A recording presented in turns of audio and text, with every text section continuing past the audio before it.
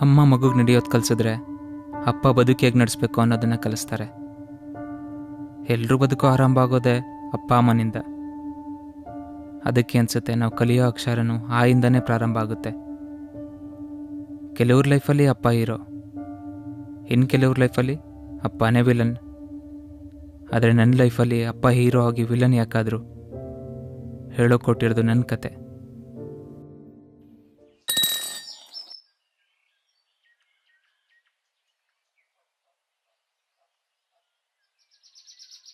ಮನುಷ್ಯನಾದವನ್ಗೆ ಮೈ ಮೇಲೆ ಪ್ರಜ್ಞೆ ಇರಬೇಕು. ಮೀಸೆ ಬಂದವನ್ಗೆ ದೇಶ ಕಾಣಲ್ವಂತೆ, ಹಾಗಂತ ಟೇಬಲ್ ಮೇಲಿರೋ ಲೋಟನೂ ಕಾಣಲ್ವಾ? ಮನೇಲಿ ಕೂತಿನವನ್ಗೆ ಹೇಗ್ ಗೊತ್ತಾಗಬೇಕು ಪ್ರಪಂಚ? ತಾನೇ ದುಡು ತಿಂದಿದ್ರೆ ಗೊತ್ತಾಗ್ತಿತ್ತು. ಮಕ್ಕಳು ಹೀಗ್ ಭೂಮಿಗೆ ಭಾರವಾಗಿರಬಾರ್ದು. ಭಾರವಾಗಿರೋದು ಭೂಮಿಗಲ್ಲಪ್ಪ, ನಿಮ್ಗೆ ಅಂತೇಳಿ. ಈ ಲೋಟ ಬೀಳಿಸ್ದೆ ಗೇಟ್ ಪಾಕ್ಲಾಕಿಲ್ಲ ಅಂತ ಸಣ್ಣ ಪುಟ್ಟ ವಿಷಯಕ್ಕೆಲ್ಲ ಬೈಬೇಕಿದ್ರೆ ಯಾಕೆ ಬೈತಿದ್ದೀರಾ ಅಂತ ಗೊತ್ತಿರಲಿಲ್ಲ. ಓ, ನಾನು ದುಡಿತಿಲ್ಲ ಅಂತ ಒಂದೇ ಒಂದು ಕಣಕ್ಕೆ ದ್ವೇಷ ಮಾಡ್ತಿದ್ದೀರಾ. ಮಕ್ಕಳನ್ನೇ ಯಾವತ್ತೂ ಪ್ರೀತಿಯಿಂದ ಬೆಳೆಸ್ಬೇಕು, ಸ್ವಾರ್ಥದಿಂದಲ್ಲ. ಛೇ,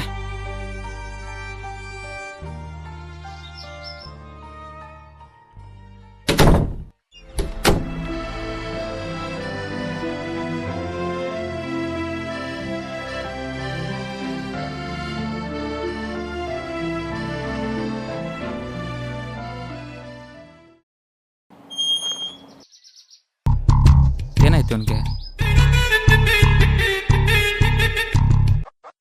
ಅದು ಏನಿದು ಕೈಲೆಲ್ಲ ಪೇಂಟು? ಎಲ್ಲೋ ಪೇಂಟ್ ಮಾಡಕ್ ಹೋಗಿದ್ದೆ?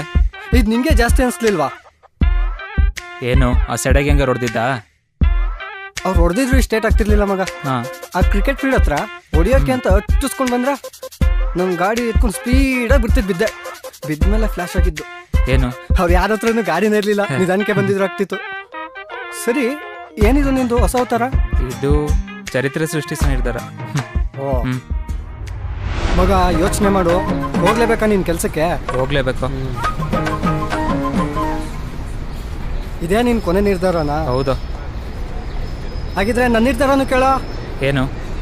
ಮಗ ಒಂದ್ ವೇಕೆನ್ಸಿ ಬೇಕು, ನಾನು ಬರ್ತೀನಿ ಕೆಲ್ಸಕ್ಕೆ. ಸರಿ.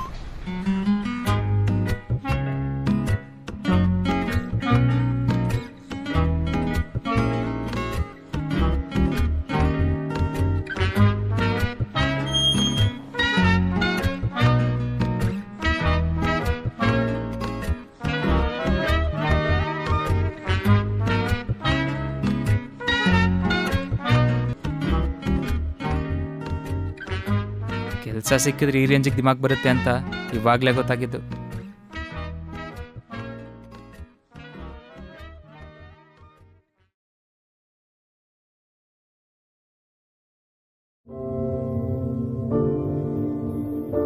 ಇನ್ಮೇಲೆ ನಾನೇನು ಭೂಮಿಗೆ ಭಾರ ಅಲ್ಲ. ಕೆಲಸ ಸಿಕ್ಕಿದೆ, ಇನ್ನು ಮುಂದೆ ನಿಮ್ಮ ಭಾರನೂ ನಾನೇ ಹೊರ್ತೀನಿ.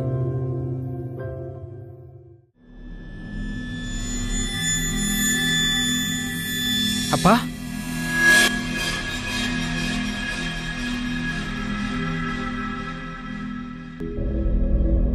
ಅಪ್ಪ,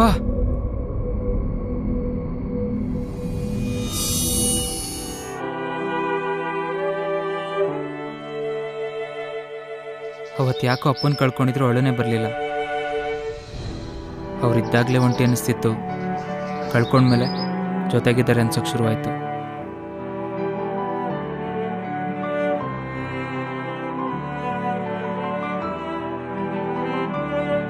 ನನ್ನಲ್ಲಿರೋ ನೋವಿಗೆ ಗಾಯದ ಸುಳಿವೇ ಇಲ್ಲ, ಕಣ್ಣೀರಿಗೂ ಯಾಕೋ ಹೊರಬರೋ ಮನಸ್ಸಿಲ್ಲ.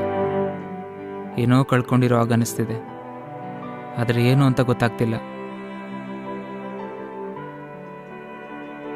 ವಾಸ್ತು ಸರಿ ಇದ್ರೂ ಪಾಯ ಇಲ್ದಿರೋ ಮನೇಲಿ ವಾಸಿಸ್ತಿರೋ ಆಗಿದೆ.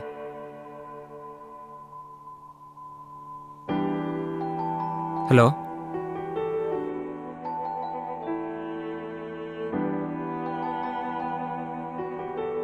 ನಾನು ಯಾರು ಅಂತ ಗೊತ್ತಾಯ್ತಾ?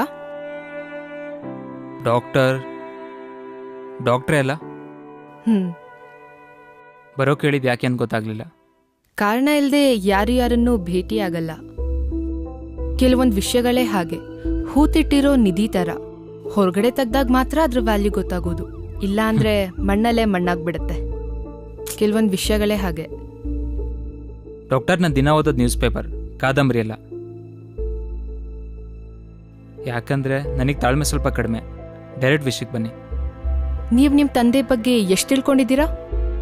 ಇಲ್ಲಿ ನಮ್ಮ ತಂದೆ ವಿಷಯ ಯಾಕೆ ಬಂತು ಗೊತ್ತಾಗಿಲ್ಲ.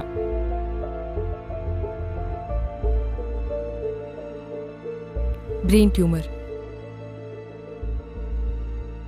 ಅದು 3rd ಸ್ಟೇಜಲ್ಲಿದೆ.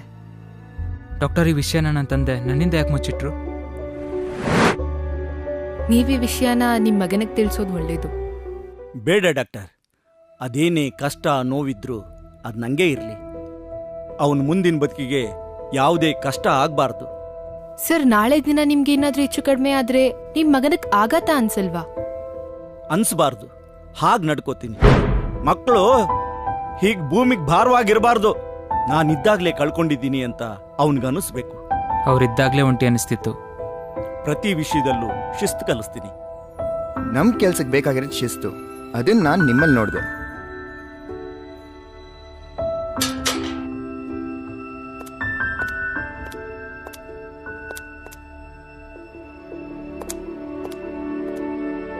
ನಿಮ್ಮಲ್ಲಿರೋ ಶಾರ್ಪ್ ಮೈಂಡ್ ಅಬ್ಸರ್ವ್ ಮಾಡಿದೆ.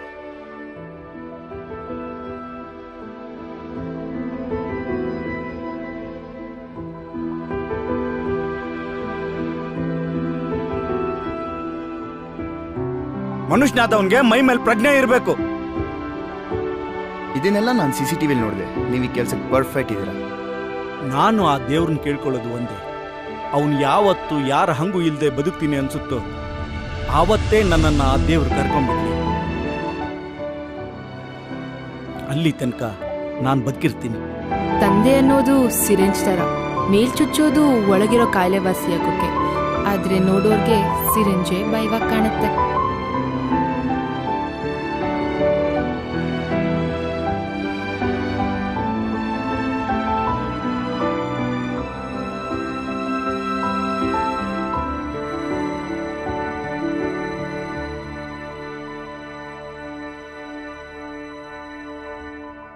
ಕೊನೆಗೂ ನೀವೇ ಇರೋಗ್ಬಿಟ್ರಿ ಅಪ್ಪ. ಜೀವನ ಅಂದ್ರೆ ಏನು ಅಂತ ಹೇಳ್ಕೊಟ್ರಿ.